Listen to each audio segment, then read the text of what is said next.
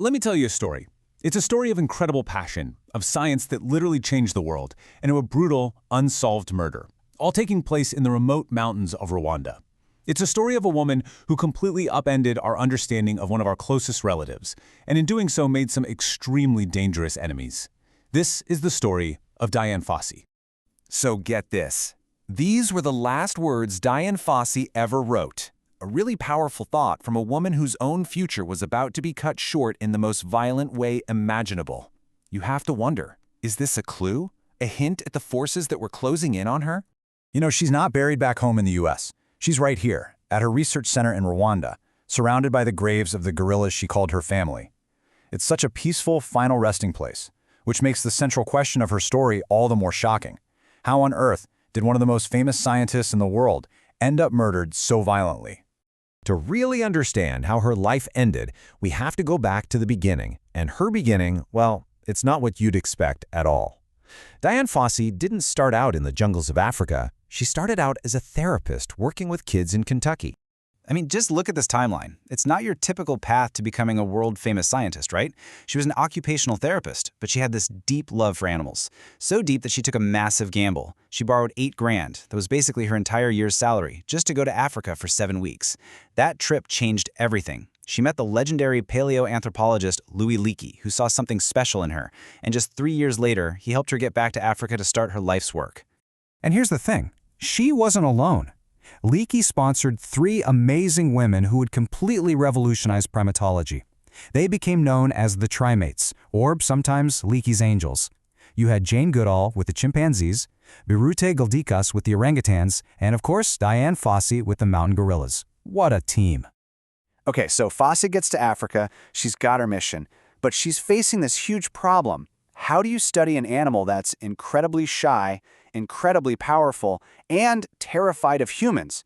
Well, her solution would end up changing primate research forever. On September 24, 1967, she set up the Karisoke Research Center, way up in the mountains, almost 10,000 feet high. It was so isolated that the local people gave her a nickname, Near Machabeli, which means the woman who lives alone on the mountain. So how did she get these gorillas to trust her? Well, her method was pure genius, and she actually credited her experience as an occupational therapist. She didn't just charge in with a bunch of gear. Instead, she started copying them, mimicking their grunts, scratching herself, even pretending to eat the same wild celery they ate. She made herself seem small and non-threatening, and slowly, over months and years, it worked. The gorillas got used to her, and she got closer to them than anyone ever had before. And what she found out completely shattered the old myths. Before Fossey, everyone thought of gorillas as these savage, King Kong-type monsters, but her research showed the world the truth. They were, in her words, dignified, highly social, gentle giants, each with their own personality and these incredibly deep family bonds. But this amazing period of scientific discovery, it wasn't going to last. Fossey's story takes a really dark turn here, where her mission of science becomes more like a personal war. And the trigger was the death of one particular gorilla that she absolutely adored.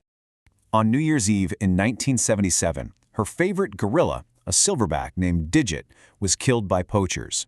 He died fighting to protect his family, taking 5 spear wounds before he went down. And then, the poachers butchered his body, cutting off his head and hands to sell as souvenirs. For Dian Fossey, this wasn't just a tragedy. This was a declaration of war. This one event just changed her. Simply observing and studying wasn't enough anymore. She came up with this new, very controversial philosophy she called active conservation. Basically, it meant taking the fight directly to the poachers. It was confrontational, it was aggressive, and for a lot of people, it crossed the line into vigilantism. She didn't just talk the talk. She walked the walk. She put together her own anti-poaching patrol, just 4 local guys that she paid for with a charity she started called the Digit Fund. Now, compare that to the official park guards. They had 24 people. They were funded by big international groups. But Fossey said they only practiced theoretical conservation. All talk, no action. And the results? Well, they were absolutely staggering. In just 4 months, her tiny little patrol destroyed 987 poacher traps. And in that same time, the 24 official park guards, they destroyed exactly 0. The difference was just undeniable. But her tactics got more and more extreme. We're not just talking about destroying traps. She would capture poachers and humiliate them. She'd hold their cattle for ransom, she'd burn down their camps, she even wore masks and used weird props to pretend she was practicing black magic to scare them off. You can see how she was making a lot of very serious enemies. And this relentless personal war she was waging, it would define the final, violent chapter of her life and lead to a murder that to this day is still a mystery. Early in the morning on December 27, 1985, Dian Fossey was found dead in her cabin. She'd been killed by a single, powerful blow from a machete. The cabin had been turned upside down, but here's the strange part. Thousands of dollars in cash and all of her valuable research equipment were still there. This was not a robbery. This was an assassination. So who did it? Decades later, we still don't know for sure. There are so many theories. Was it revenge from the poachers she'd been terrorizing? Did she stumble onto gold smugglers who were using the park? Maybe it was Rwandan officials who saw her as an obstacle to their big tourism plans? A court in Rwanda even convicted her American research assistant without him being there, but he's always sworn he was innocent. No one has ever truly been brought to justice. But despite the tragic mystery of her death, you can't argue with her legacy. When she started, the mountain gorilla population was in a total freefall, down to a terrifying low of just 250 animals. Because of her active conservation, that decline stopped. And today, their population is over 1,000 and still growing. She is literally credited with saving an entire species from extinction. And this brings us to the really complex, messy legacy of Dian Fossey. Her work was heroic. Her methods were questionable, and they almost certainly got her killed. So we're left with this really tough question, and there's no easy answer. Was Dian Fossey a hero, a martyr who paid the ultimate price for the animals she loved?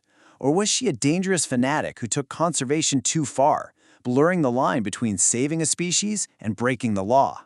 It's a question that, just like the mystery of her death, we're all still grappling with.